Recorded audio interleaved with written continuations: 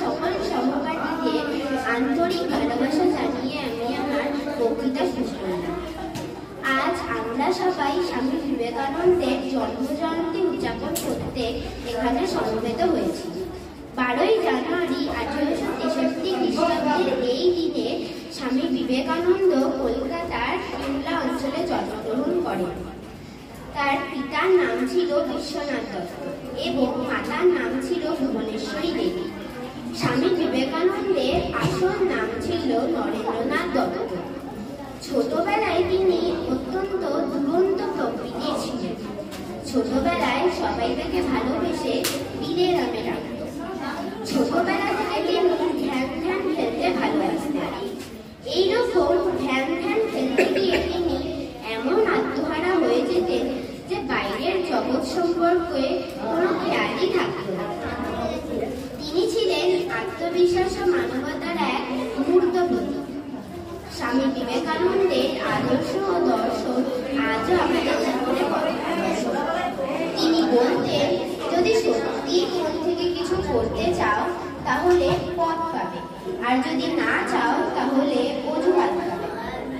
1893 খ্রিস্টাব্দে মার্কিন যুক্তরাষ্ট্রের শিকাগোয় বিশ্ব ধর্ম মহাসভায় ভারত ও হিন্দু ধর্মের প্রতিনিধিত্ব করেন তিনি। তিনি ছিলেন শ্রী শ্রী রামকৃষ্ণ পরমহংসদেবের প্রধান শিষ্য। 1902 খ্রিস্টাব্দের 4 জুলাই ধ্যানরত অবস্থায় তিনি মৃত্যুবরণ করেন। আজকের এই দিনটি আমাদের জন্য একটি অনুপ্রেরণার উৎস। আসুন আমরা সকলেই তার আদর্শকে জীবনে ধারণ করে সমাজের কল্যাণের কাজ করি। নমস্কার।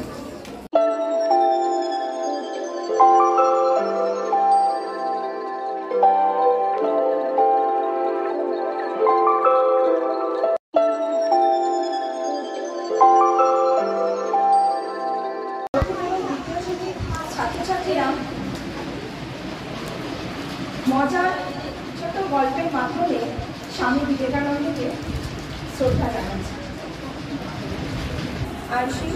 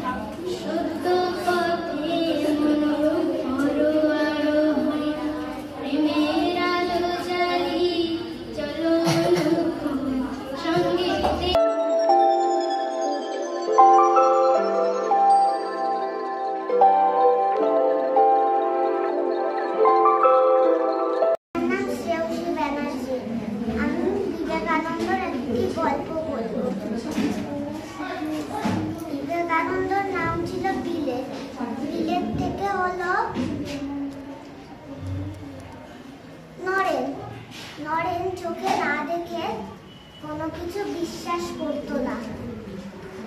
নরেন এবং তার বন্ধুরা একটা বাগানে রোজ খেলতে যেত। সেই বাগানে ওরা খুব দুষ্টুমি করত। কিন্তু একদিন বাগানের মালিকটা বলল যে ওই বাগানে ব্রহ্মদৈত্য আছে, কিন্তু নরেন তো বিশ্বাস করলো না। সে তাই একদিন ওই বাগানে একটা গাছের ডালে উঠে সারা দিন রাত বসে দেখলো ওখানে ব্রহ্মদৈত্য আছে কিনা। পরের দিন সকালে সবাই এসে নরেনকে জিজ্ঞাসাবাদ করে যে ওখানে তুই কি করছিস? নরেন বলে আমি এখানে সারা দিন রাত বসেছিলাম, কিন্তু এখানে আপনাদের সামনে আমি বলতে চাই। শিকাগো শহরে একটি মস্ত বড় হল ঘরে সভা বসেছিল।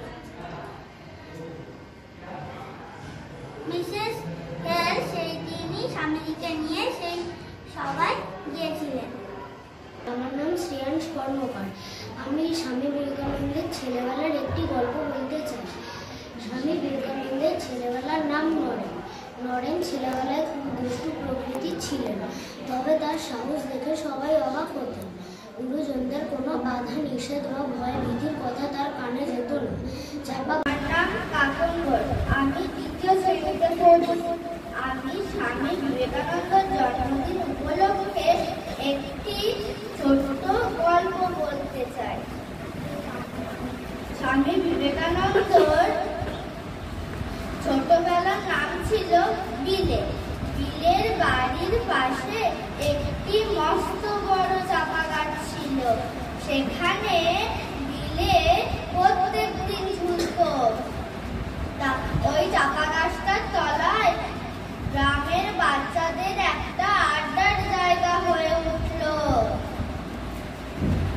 সেখানে নরেন এবং তার বন্ধুরা প্রত্যেক দিন মারামারি ঝগড়াঝাটি করতে লাগল। তারপর ওই বাড়ির রামরতন বাবু খুব চিন্তায় পড়ে গেলেন যে ওরা ওই গাছ থেকে প্রত্যেক দিন লাফ মারে।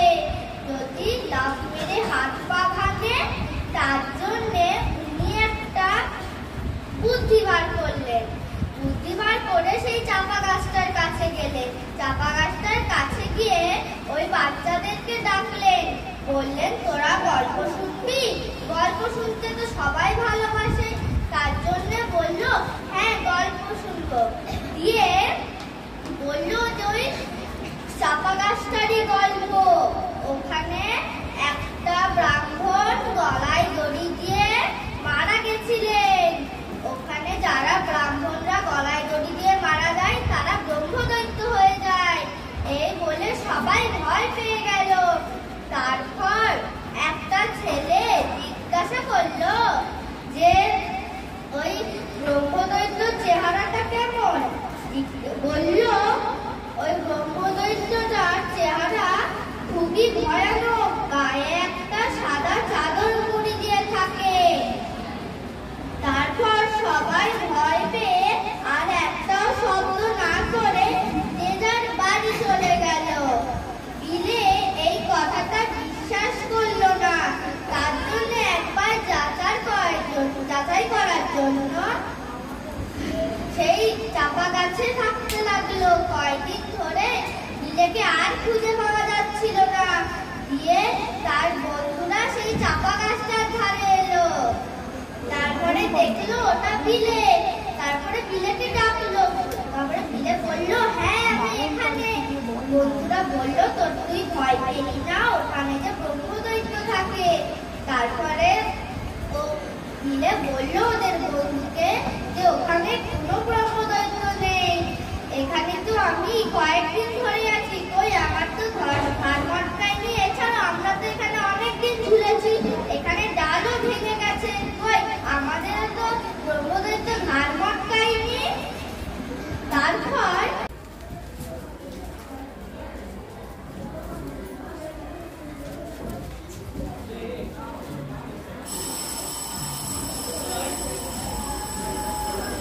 প্রভু, আপনি কবে থেকে এখানে এসেছেন? তবে থেকে আপনার ভক্তদের সঙ্গে কথা বলে চলেছেন। আপনার ক্লান্ত লাগছে না? কে তুমি? আমি একজন কৃষক প্রভু। বাহ, তুমি তো দেখছি মানুষের উপকার করছো। ভগবান তোমার মঙ্গল করবে। আপনি 3 দিন ধরে কিছু খাননি দেখে আমার খুব কষ্ট হচ্ছে প্রভু। তুমি কি আমায় খেতে দেবে? আমি একজন নিচু জাতের মানুষ প্রভু। আমার মধ্যে তৈরি কি খাবার আপনি খাবেন? হ্যাঁ, খাবো। তাহলে আমি নিয়ে এনে দিচ্ছি, আপনি তৈরি করে খান। দাঁড়াও, আমি তোমার বাড়ির তৈরি খাবারই খাবো। রাজামশাই জানতে পারলে আমাকে শাস্তি দেবেন প্রভু। আমি রাজামশাইয়ের সাথে কথা বলে নেবো, তুমি যাও নিয়ে এসো।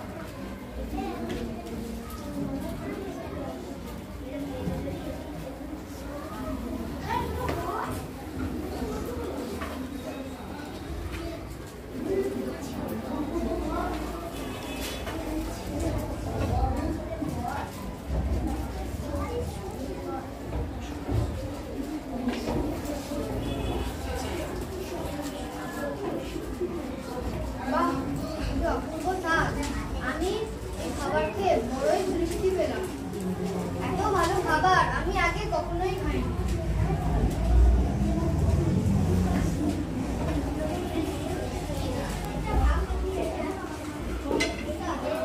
প্রভু, আপনি খুব মহান। আজ পর্যন্ত আমাকে কেউ পাশে বসে খাবার খাওয়ায়নি। আহ! আহ! তোমরা ওকে মারছো কেন?